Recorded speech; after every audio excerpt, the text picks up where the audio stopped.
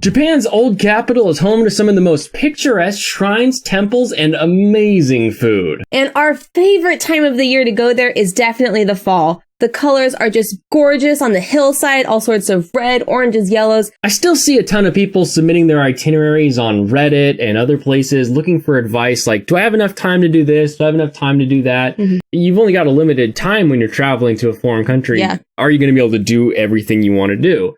And on our last trip, we were there for just 2 days. And I would say we saw everything that was important to see and that's really necessary to see either on your first trip or your fourth trip. So here's our top 7 things to do in Kyoto in just 2 whole days.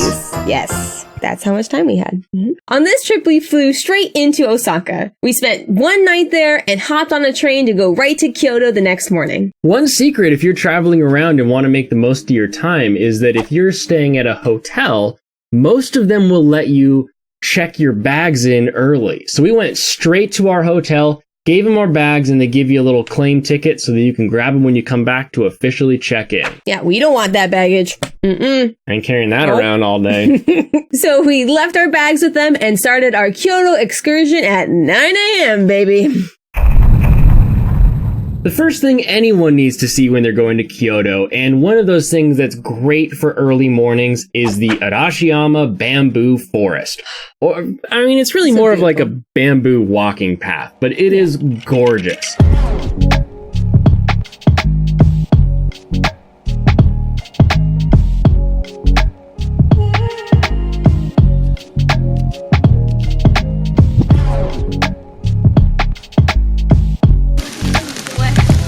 What are you doing? Taking video of the ground. Because it looks cool. It's really pretty. Yeah. You take the train up to the Arashiyama area, and there's a little path, plenty of signs. You'll find it pretty quickly, pretty easily. And you've got a nice walking path, and on both sides, just some of the thickest bamboo, like 5 or 6 inches thick. So thick. And it's a beautiful place to get some great photos. So if you are all about that gram life, just make sure you're dressing appropriately for the space. You don't want a whole green on green scenario. In the fall and the spring, it gets pretty crowded pretty fast. That's why we put this one first on our list, because most people on vacation are probably going to be sleeping in, and we want to get in there early so we can get some footage before that. If you can even get there at 5 a.m., do it. You will be so blessed by the beauty. Yeah, there's no gates, there's no tickets or anything. It's just a path literally on the side of the road. So there's nothing to stop you from going as early as possible to get that sweet shot. And within easy walking distance of the bamboo forest is the Togetsu-kyo Bridge, which is right next to the Arashiyama Monkey Park.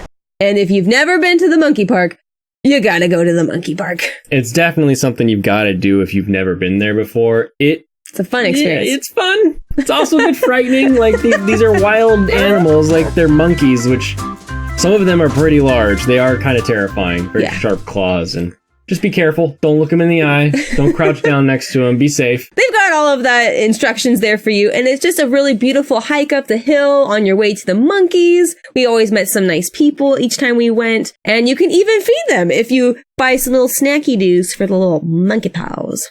Next on our list, we're putting Shegets. It is a fantastic Buddhist restaurant in the middle of Tenryuji Temple, right next to the Arashiyama Bamboo Forest. Make sure you make reservations. By the time we got there, all the previous reservations had already been filled up, so if we hadn't had them already, we would have gone home hungry. Aww.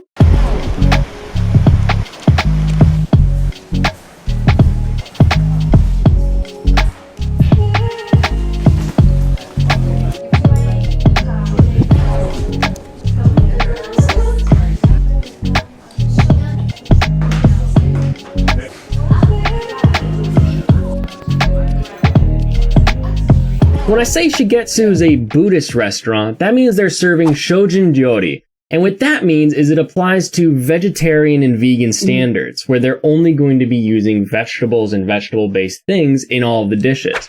So for anyone who has a restricted diet, this is a really great way to enjoy some really good food. And I know what you're saying. Blaine, Katey, you guys are vegan or vegetarian? I see you make meat all the time, and you eat all kinds of animals. Meat. Yes. And that's true. We do eat a lot of meat and a lot of animals, but we also have a rule of if it's good, it's good. So good. Some spicy.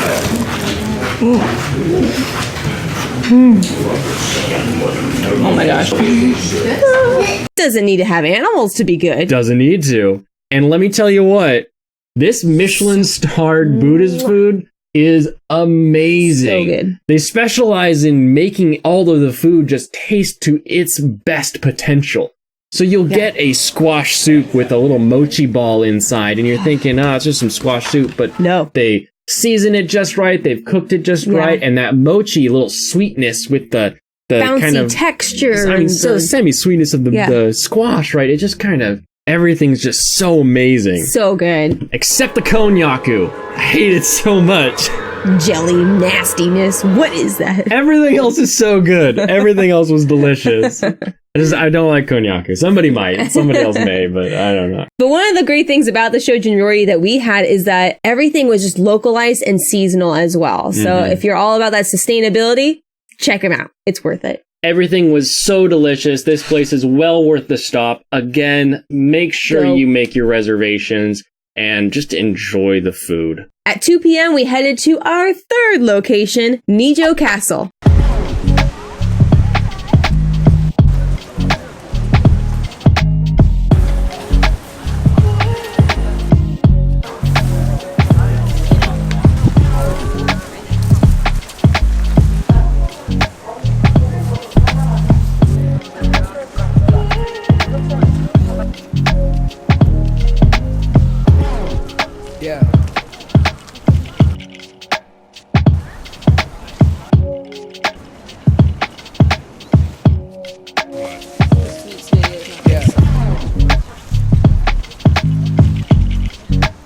Just cost 600 yen for the entrance fee. And do be aware, there's absolutely no filming inside Nijo Castle, so we have no footage to show you. The grounds were amazing, so we got some really cool footage of that. We were able to look around and see all the lacquer painting with all the beautiful blues and reds, and there's gold.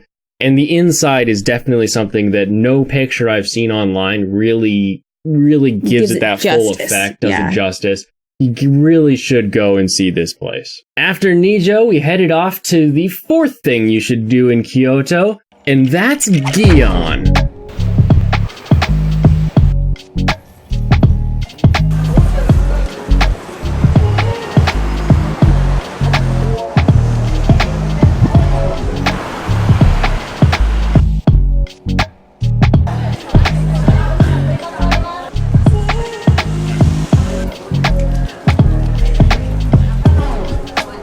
We went to Gion specifically to hit up all of the sweet shops they have, trying as many of their delicious traditional and brand new sweets and parfaits as we could. Yeah, I love sweets. Gion is probably best known as the Geisha District, or Geiko as they're actually referred to in Japanese.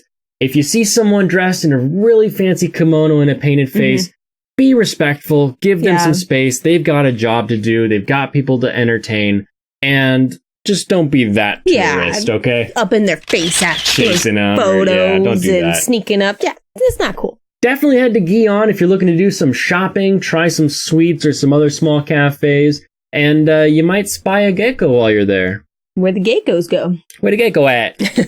And for our fifth thing to do in Kyoto, we were getting really hungry, kind of hangry, and we headed over to Pontocho Alley.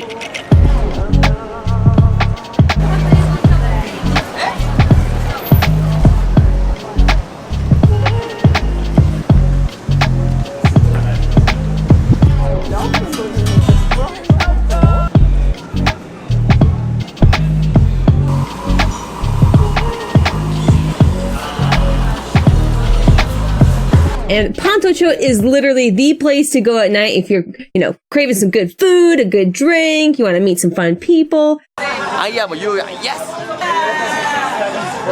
And it's just right across the river from Gion, so it's really easy to get to when you're just out exploring and enjoying yourself. And we just had two things on our list. Beer Bar Miyama 162, which is a mouthful, and of course, yakiniku. So just jump in and get ready to make some friends.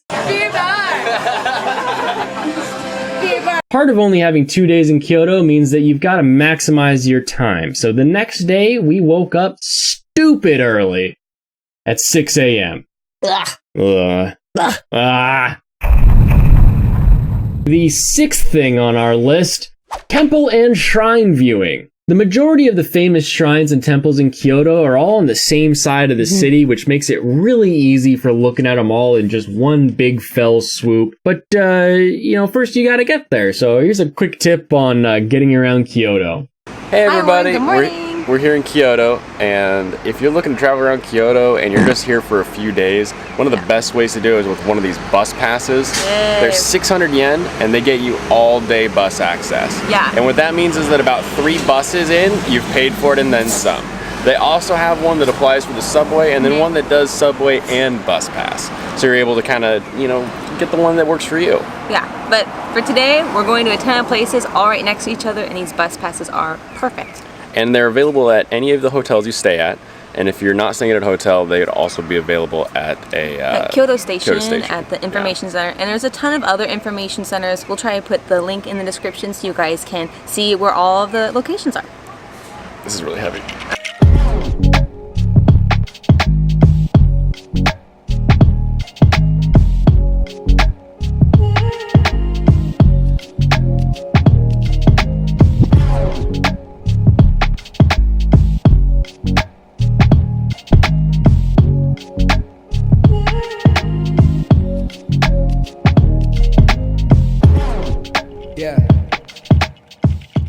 And we started with Kiyomizu-dera, which might just be our new favorite temple out of all of them. The grounds are huge, and like many of the temples, they have lots of shrines all throughout the grounds that you can go and enjoy, take all of your photos. The most famous feature on the Kiyomizu-dera grounds is the pure spring water that you can drink, and it's actually really delicious. It looks kind of strange, but yeah, you get these like nice kind of little metal, what do you call it, ladles? A cup on a stick? Yeah, cup on a stick. Cup on stick! Cup on stick. You reach on out, grab your water, taste it, and then it gets sanitized right away, actually, with some UV light. Very technologically advanced.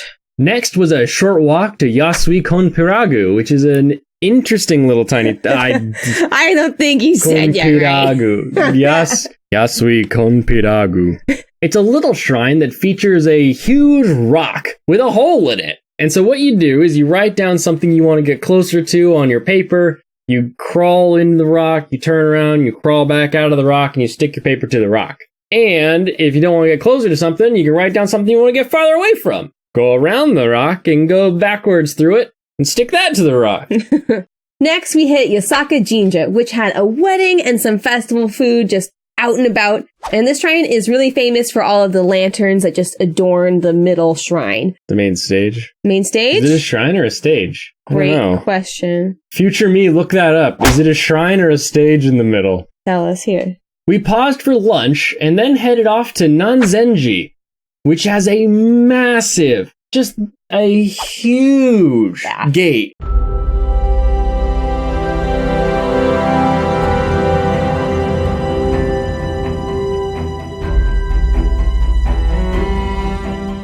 Like, this thing is multi-stories tall. You can climb up it, and you can pay to go up to the top. And with this huge gate came huge bee. Ew, bee. Why was the bee so big? Gross. This temple also has an aqueduct, which looks like something straight out of Rome. And this goes all the way to Lake Biei, and it was really... kind of fascinating. Yeah, not something I would think to see. Like, obviously... Old stone aqueduct, they can't look too different from other aqueducts, right? But it just is kind of interesting when you see something like that. Looks kind of Roman. Yeah. And they used it for like transporting goods to Lake Biei to Nanzenji Temple and everywhere in between. Then we hit Ginkakuji, which is the silver pavilion. And we find it way, way cooler than Kinkakuji, the golden pavilion, which often gets, a lot of those Instagram photos that everyone sees and it's beautiful and gold. Hey, it's very cool. That's all that looks cool. That's very cool. That's it, right there. But Ginkakuji has one of the most beautiful grounds that we've seen of all of the Kyoto shrines. just lots of great stone art, and you can have this great walkway to go behind the hill and get a good view of Ginkakuji and everything. It's beautiful. And there's worth it. much more fun street food just going up to Ginkakuji than Ginkakuji. So yes. Enjoy that too. But you can go to both if you want to. Then we grabbed a train and headed south to Fushimi Inari, which we think we might have been cursed at some point because we have never seen Fushimi Inari during the day. Why? Every time we go, it's always evening and it's always getting dark, and by the time we're at the top, it's pitch black. Can't see anything else. It's creepy, first of all. There are some perks, like the city looks beautiful when it's lit up. There's true. Lots of cats all around, which is really fun. But also scary sometimes. But yeah, it is dark. All of the torii gates make it so it's kind of hard to see where you're going. But we've always had fun every time we went there. It is an adventure. It is an adventure every time we go. And even when we say, no, we're going to go see it during the day, something else comes up and we end up there at night and it's dark. So if you want to see Fushimi Inari during the daytime, go early. Don't go with us. That's true. Yeah, don't go with us. And if you want to see it at night, it's pretty fascinating and awesome. I would recommend it. And the 7th thing we recommend doing and seeing in Kyoto in just 2 days is Nanzenji Market. That is not true. That was the wrong thing to say. Is the Nishiki Market.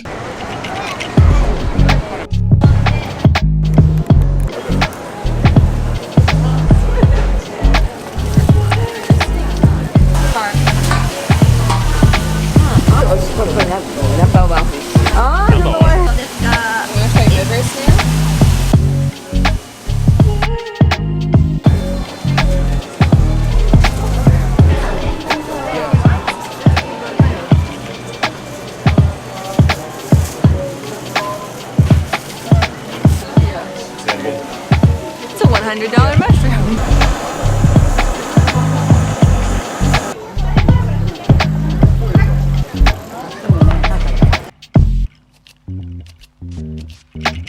Nishiki is one of these covered market malls where you can walk through, and there's just a ton of food and a ton of things to buy and shop and eat. And this is one where you really need to break out of your comfort zone. You see something weird and someone comes up and is like, oh, this is famous. This is our favorite. Try it. Well, Blaine is really good about getting outside of his comfort zone. I just tend to film everything. I'll take a nibble. Yeah. Okay, I take a nibble. You don't know if it's bad until you put it in your mouth, right? Yeah, I can smell it actually. That's true. But there's other things like ayu fish and little sparrows just a interesting fish. and turtles. Just a cooked fish. Turtle soup.